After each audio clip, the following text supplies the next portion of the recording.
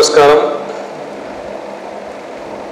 ఇవాళ పొద్దున 9:30కి Manoj Kumar TV5 crime reporter senior journalist కోవిడ్-19తో చనిపోవడం జరిగింది. ఇవాళ నేను ఈ కారణంతో కోవిడ్-19తో చనిపోయేవారికి సంతాపం తెలుస్తుంది.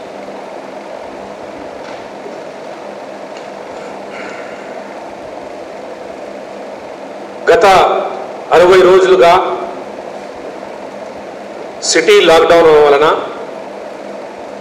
దేశమంతా రాష్ట్రమంతా కరోనా వైరస్ కోవిడ్-19తో చాలా గందరగోళం పరిస్థితి. ప్రజలు జాబ్లు లేవు, బిజినెస్ అంతా కంప్లీట్ కొలాప్స్ ఉంది, కంప్లీట్ సిటీ లాక్డౌన్ ఉంది.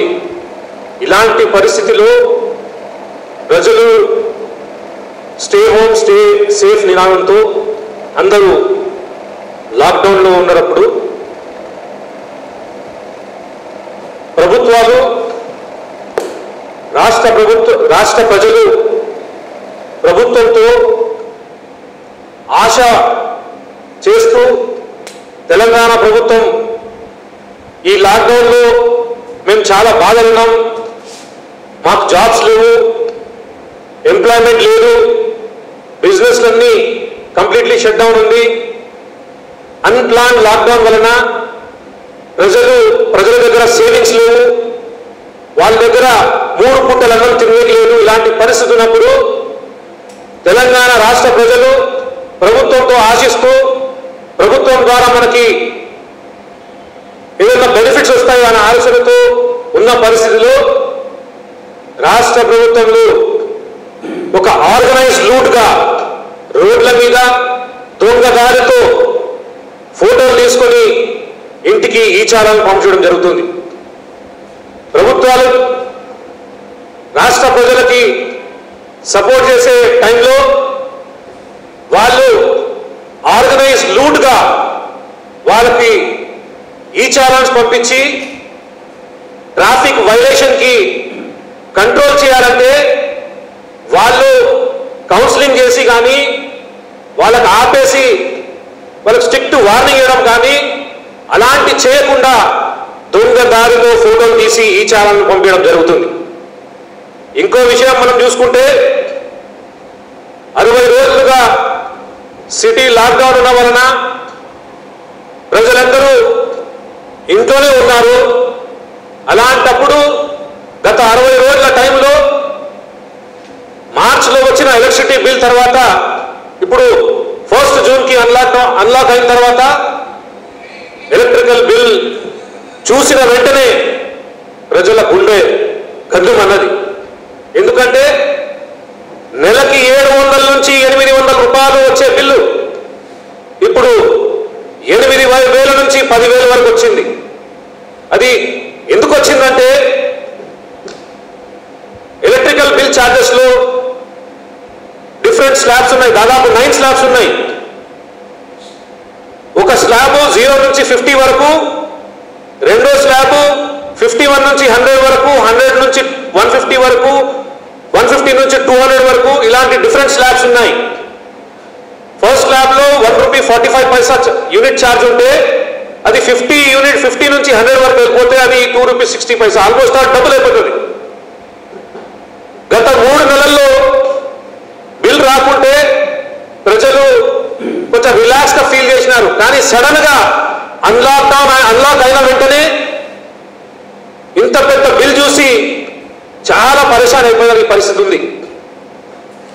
ఇప్పుడు ఈ క్యాలిక్యులేషన్ ఎట్లా చేస్తారంటే మార్చ్ తర్వాత డైరెక్ట్లీ వాళ్ళు టోటల్ యూనిట్స్ లాక్డౌన్ స్టార్ట్ అయినప్పటి నుంచి జూన్ వరకు ఎంత అయింది ఆ కంప్లీట్ యూనిట్స్ ఒకటేసారి క్యాలిక్యులేట్ చేయడం వలన రాష్ట్రంలో 95 lakh పవర్ కన్స్యూమర్స్ ఉన్నారు. దాంట్లో 80% డొమెస్టిక్ ఉంది. ఆ 80%లో 75 lakhs, దాంట్లో 75 lakhs డొమెస్టిక్ కస్టమర్స్ ఉన్నారు. దాంట్లో నుంచి 80% 200 యూనిట్స్ కన్నా తక్కువ యూనిటే వాడతారు వాళ్ళు. కానీ ఈ లాక్డౌన్ వలన ఒకటేసారి 3 months బిల్ క్యాల్కులేషన్ చేసి ఆ స్లాబ్ డైరెక్ట్ వెళ్ళి 500 యూనిట్స్ కానీ 400 యూనిట్స్ కానీ వెళ్ళిపోయినప్పుడు ₹8.50 ₹9 per యూనిట్ ఛార్జ్ అవ్వడం జరిగింది. ఇలాంటి పరిస్థితుల్లో వాళ్ళు చాలా పరిశాని ఉన్న పరిస్థితి ఉంది. రాష్ట్ర ప్రభుత్వం తక్షణమే ముఖ్యమంత్రి కల్వకుంట్ల చంద్రశేఖరరావు గారు, పవర్ మినిస్టర్ గారు immediately lockdown period bill waiver చేయాలని కాంగ్రెస్ పార్టీ డిమాండ్ చేస్తుంది. వేవర్ చేయలేని పరిస్థితిలో దీనికి 3 months లో డివైడ్ చేసి ఆ యూనిట్స్ 99 యూనిట్స్ 100 యూనిట్స్ వాడుకున్న వాళ్ళకి ఇప్పుడు దాదాపు ఫర్ ఎగ్జాంపుల్ 300 యూనిట్స్ 305 యూనిట్స్ అట్లా వస్తే దానికి 99 2 months చేసి 1 month లో 105 చేసి పెడితే, ఎందుకంటే లాస్ట్ మంత్ ఎండాకాలం మే మంత్ ఫుల్ కొంచెం ఎక్కువ ఎలక్ట్రిసిటీ యూజ్ అయ్యింది.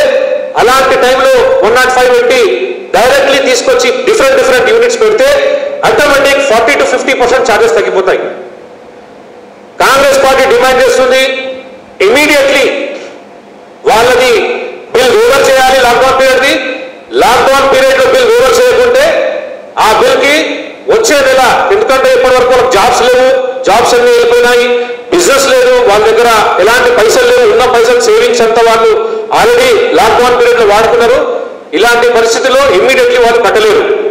సో ఈ జూలై నెల బిల్లో వాళ్ళకి 6 to 8 ఇన్స్టాల్మెంట్ చేసి ఈ లాక్డౌన్ బిల్ అంతా దాంట్లో ఇన్స్టాల్మెంట్ కింద తీసుకోవాలని కాంగ్రెస్ పార్టీ డిమాండ్ చేస్తుంది. ఈ చర్య కానీ ఇమీడియట్లీ తీసుకోకుంటే కాంగ్రెస్ పార్టీ సివియర్ యాక్షన్ తీసుకుంటుంది. దీని మీద పెద్ద ప్రొటెస్ట్ ఆర్గనైజ్ చేసే అవకాశం ఉంది. 2 రోజుల లోపల ఈ డిసిషన్ ఇమీడియట్లీ తీసుకోవాలని కాంగ్రెస్ పార్టీ డిమాండ్ చేస్తుంది.